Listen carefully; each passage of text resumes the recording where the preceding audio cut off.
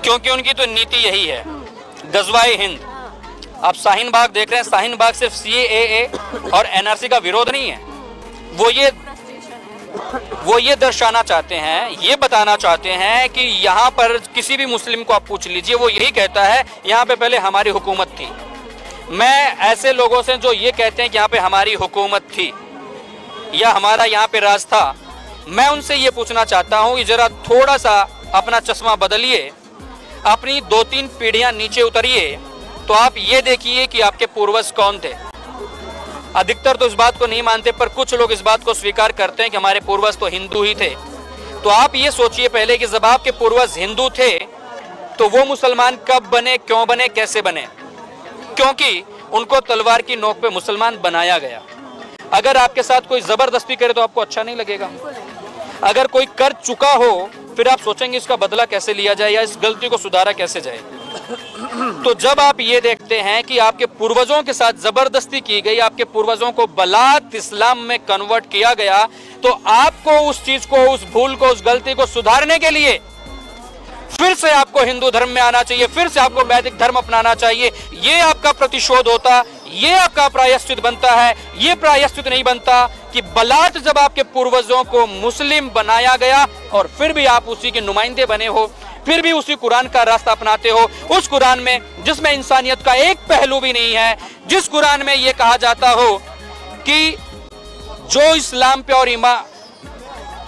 और कुरान पे ईमान लाता है वही मुसलमान है, और जो मुसलमान नहीं है, जो इस पे ईमान नहीं लाता है, वो काफिर है और काफिरों को जीने का हक नहीं है। ये अल्लाह का फरमान है। तो बताइए, अगर ये अल्लाह का फरमान है, मैं मानता हूं कि अल्लाह का फरमान है, अल्लाह ने ये दुनिया बनाई, ये तुम भी मानते हो, और अल्लाह ने अगर ये दुनिया बनाई है तो उस अल्लाह की दुनिया में, उस अल्लाह की मर्जी के खिलाफ गैर मुस्लिम आए कहां से? अगर गैर मुस्लिम है तो इसका मतलब तुम्हारे अल्लाह में कोई औकात है। अगर गैर मुस्लिम है तो इसका मतलब तुम्हारे अल्लाह में कोई औकात नहीं है। अगर तुम्हारे अल्लाह में औकात है तो सीधे सीधे मुसलमान बना के पैदा करे ना।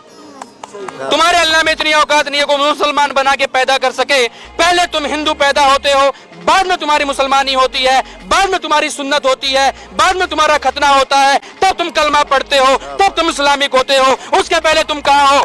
सच्चाई को स्वीकार करो। सच्चाई को स्वीकार करने की हिम्मत होनी चाहिए, इतना गट्स होना चाहिए, इतनी औकात होनी चाहिए, इतना आत्मविश्वास आपको सिर्फ हिंदुओं में, भारतीय परंपराओं में, वैदिक परंपराओं में ही मिलता है, अन्यथा कहीं और नहीं मिलेगा। मैं तुमसे ये कहना चाहता हूँ, जितने इस्लामिक हैं एक बार पुनर्निरीक्षण करो, अपना आत्मा अवलोकन करो कि तुम्हारी पीढ़ियां, तुम्हारे तार कहां से जुड़े हैं, तुम्हारी जड़ें कहां पर हैं। अपनी जड़ों को देखो। अगर तुम्हें यह दिखाई देता है कि तुम्हारे पूर्वज हिंदू थे तो उनके साथ बलात्कार हुआ है, ये तुम्हारी माँ बहनों के साथ बलात्कार हुआ है, तुम्हारे पूर्वजों के साथ बलात्कार हुआ है। उन मुगलों ने, उन आतताइयों ने तुम्हारे पूर्वजों को जबरदस्ती इस्लाम में कन्वर्ट किया है। तो तुम्हारा प्रतिशोध ये होना चाहिए, तुम्हारा प्रतिक्रिया ये होनी चाहिए कि तुम उस जबरदस्ती को छोड़ करके, जब तुमको जबरदस्ती बनाया गया था, उसको छोड़ करके पुनः अपनी पुरानी पद्धति पर, पुनः अपने वैदिक धर्म का अनुसरण करो। ये सच्चाई है, ये स्वीकार करना होगा। आतिताइयों का दामन छोड़ दीजिए। संसार में इंसानियत भी कोई चीज होती है। इंसान बनिए, मुसलमान मत बनिए।